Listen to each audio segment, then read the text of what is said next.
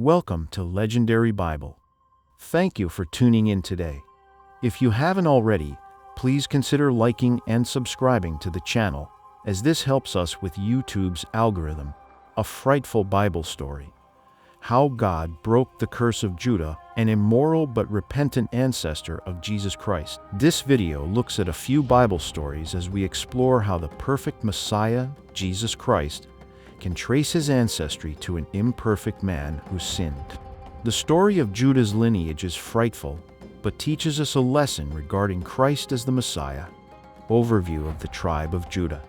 The tribe of Judah is one of the 12 tribes of Israel. It is named after Judah, the son of Jacob and Leah. Judah was the ancestor of King David and Jesus Christ, and the tribe became the most powerful and influential among the Israelites. Judah was a person, a tribe, and a kingdom. The tribe of Judah also survived the exile and dispersion of the Jewish people and is the source of the term Jew and Judaism. Genesis 49 documents Jacob's prophecies for his 12 sons.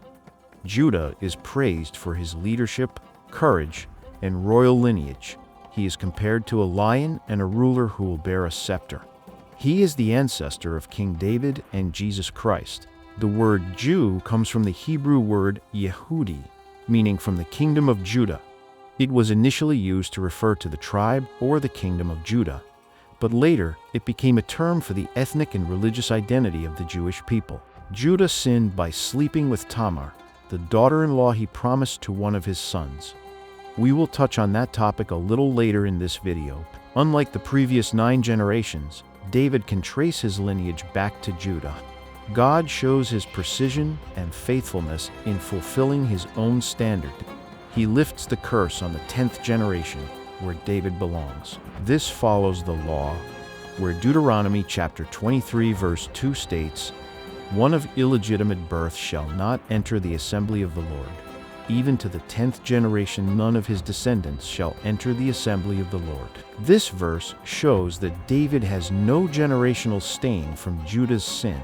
He can join the congregation of the Lord, reign as king, and become the ancestor of the Messiah. Let's look into the Bible and see how Christ's lineage is connected to Judah. Genesis 38 is a chapter in the Bible that tells the story of Judah and his daughter-in-law, Tamar.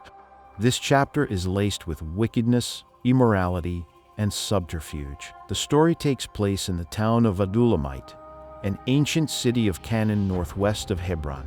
Today, it is located inside Israel, in the region of Shephelah. Judah married a Canaanite woman and had 3 sons, Onan, and Shelah. Judah arranges a marriage for and Tamar, but is wicked, and God takes his life. Afterward, Judah tells Onan to marry Tamar and produce offspring for his brother, but Onan refuses, and God also takes him. The 2 sons were executed by the Lord, one for unspecified wickedness, and one for deliberate and rebellious rejection of the duty to marry a relative's widow, called a levirate marriage. Judah promises to give Tamar his youngest son, Shelah, when he grows up, but Judah fails to keep his word. Tamar believes her father-in-law's promise and lives like a widow in her father's house. She hoped Judah's 3rd son would marry her and protect her dead husband's inheritance rights. But Judah broke his promise, so Tamar tricked him to get what she thought was owed to her. She might have followed the Hittite custom that allowed the father-in-law to replace his sons in levirate marriage. Tamar wanted a child, but no one would give her one. She decided to trick Judah by dressing up as an escort. She knew he would fall for it, which showed how low she thought of his morals. Judah's Canaanite friend, Hira, thought she was a shrine escort. This was common in Canaanite culture, but it didn't justify Judah's actions. He was the one who asked to be with her and agreed to pay her price. Tamar disguises herself and seduces Judah, who gives her his signet, cord, and staff as a pledge for payment. Her request for the walking stick suggests it also had sufficient identifying marks. Judah asks his friends about her whereabouts. When Tamar was brought to Judah, he discovered she was pregnant. He commanded that she be severely punished for adultery, but she revealed his items and proved that Judah was the father.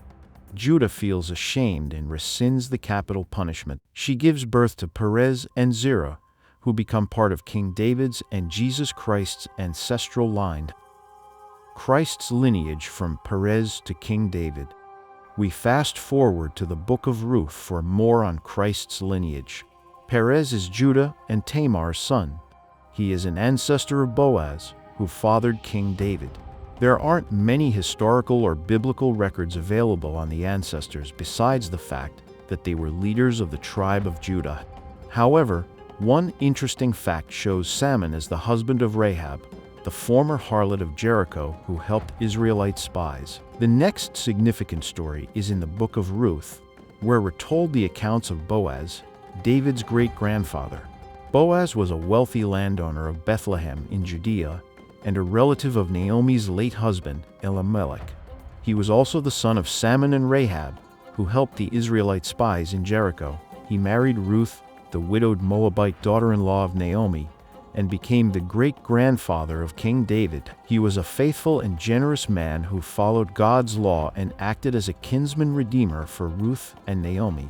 He is also mentioned in the genealogy of Jesus Christ in the New Testament. The Book of Ruth is a short story in the Hebrew Bible that shows the love and faithfulness of God and his people.